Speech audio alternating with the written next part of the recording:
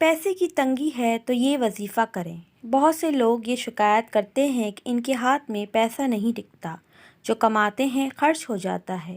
گویا ایسے لوگوں کے رزق میں برکت نہیں پائی جاتی۔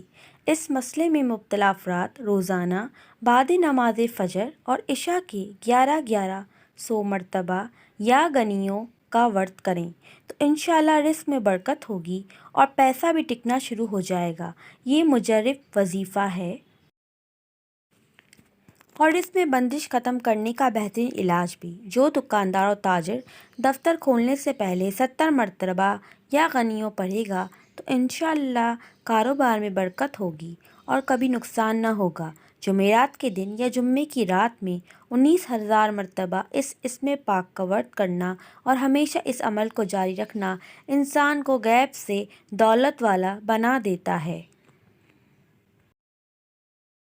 یہ ایک مجرب عمل ہے۔ جس شخص کی دکان نہ چلتی ہو یا آمدن بہت کم ہو، یا دکان پہلے بہت چلتی تھی اب آمدن کم ہو گئی ہے، تو اسے چاہیے کہ صبح دکان کھول کر سکون سے روزانہ 1000 مرتبہ یا غنیوں کا ورد کرے اور اس دوران کاروبار بھی کرتا رہے۔ انشاءاللہ بہت جلد کاروبار میں ترقی ہوگی۔